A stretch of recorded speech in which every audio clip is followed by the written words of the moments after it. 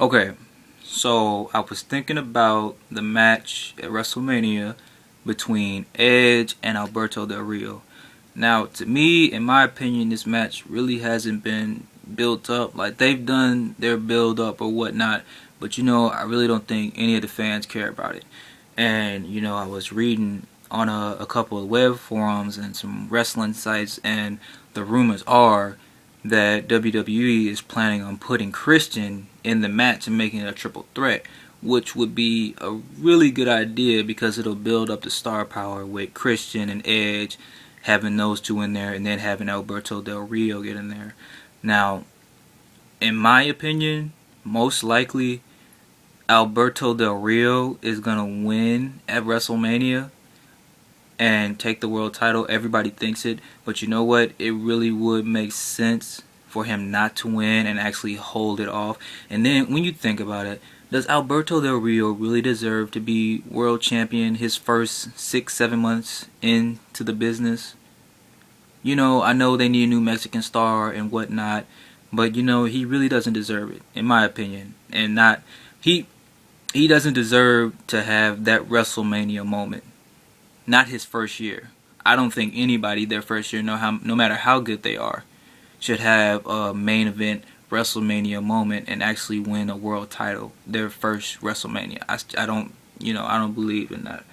So what I was thinking about is like you can have Edge retain, and it's called build up, something that WWE doesn't do anymore. And I was working this scenario in my head, and I was thinking about it, and I was like, okay, so we'll have the triple threat at WrestleMania, have Edge retain, but have him retain by beating Alberto Del Rio. So that means he'll save face with Christian. And then you go into Extreme Rules, and then you'll have another triple threat match between Alberto Del Rio, Edge, and Christian. Now here, you can start the whole swerve with Edge and Christian. So I was thinking about maybe having Christian almost there, getting ready to win the world title, and Edge inadvertently costs him the match. So with him costing him the match, Alberto Del Rio would pick up the world title, and he'll be world champion a month after WrestleMania. So he'll still be world champion. And then after that, you can start the whole program between Edge and Christian. So you can go into the next pay-per-view, Over the Limit, and you can have Edge versus Alberto Del Rio in a singles match, no triple threat. Christian's out because if you think about it, he wasn't even supposed to be in the triple threat at WrestleMania to begin with. So he's out of contendership, so you just have Alberto Del Rio and Edge for the world title. Now, Christian is due for a heel turn. Since he's been back, he's been a face since he's came back to the WWE, and he's due for a heel turn. Edge doesn't need to be a heel because they've been flipping and flopping him for the past 2 years on him being a heel or a face. So you have Edge and Alberto Del Rio, and this is Alberto's night. Like, this is where he'll shine. This is where him and Edge is going to tear the house down and have a good ass match. And then at the end, you'll have Christian come out, start some stuff, have the referee do whatever they want to do, but at the end, Christian will cost Edge the match, and Alberto Del Rio will stay champion.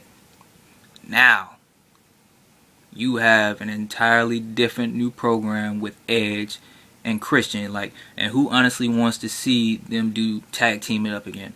It was good back in the day, but at this point in time, there's no point in bringing them back because they're both main eventers, and the tag teams are shit anyway, and nobody cares about them. So you might as well have the two feud.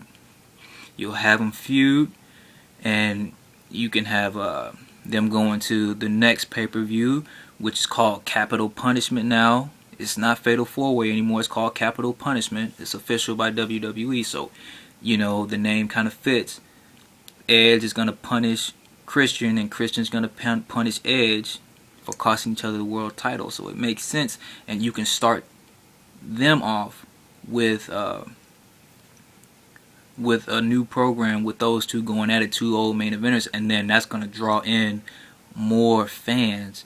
Not necessarily because it's the world title scene, but it's two old veterans, two friends that are now beefing it out and they're duking it out, and they can have a good match and they can have great matches throughout the summer.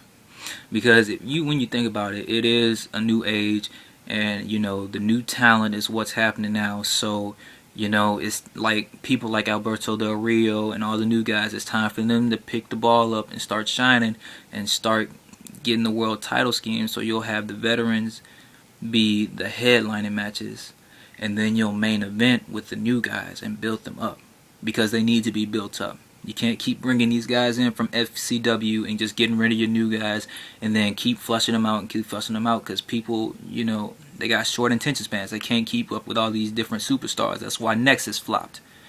So you'll have that, and you know, you can start up a new program with these new guys. I was thinking about maybe having Drew McIntyre do a face turn, have him, you know, get back on good terms with Kelly, which could lead to a face turn for Drew McIntyre, because Drew McIntyre, he, in my opinion, he is a good athlete, and he is due for a world title shot. He's been Intercontinental Champion, and yeah, I think him and Alberto Del Rio could tear the house down. And I know you guys are like, hold on, so you're saying Alberto Del Rio versus Drew McIntyre? I'm not gonna buy that shit.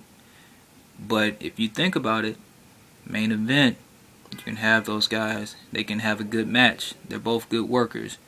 And then, like I said, have the headlining matches. What the matches that are gonna bring the people in. You can have those Edge versus Christian matches. Those nostalgia matches.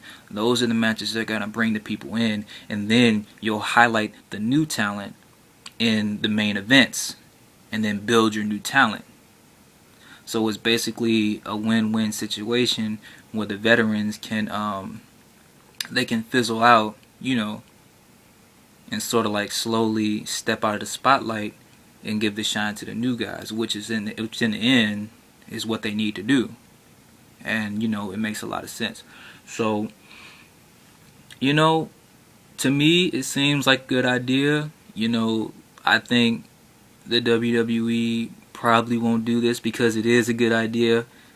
You know, they don't really do build up anymore. You know, they just usually just shoot out matches like that. They don't care about build up.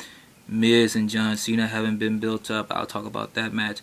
I'm gonna do a prediction video for all the matches at WrestleMania 27, and you know, kind of talk about where they can take the matches from there and where they can take the superstars. And you know, I'll start up on the next video. I'll talk about a little bit more about Alberto Del Rio and where he can go from there and who he can feud with on SmackDown, because I'm really feeling this this Christian versus Edge feud. And I think if WWE was smart, they would do that. But anyway, let me know what you guys think. Let me know if you agree or disagree with like my theory or my train of thinking. See if you think that would be something you would be willing to watch or willing to pay for on pay-per-view, or give me your opinions on what you guys might do for WrestleMania 27, what you'll do with Alberto and Edge and Christian and whatnot. But yeah, I'm gonna give you guys some more matches, my predictions for all the matches at WrestleMania 27, and yeah, it'll be cool. Alright, talk to you later, guys.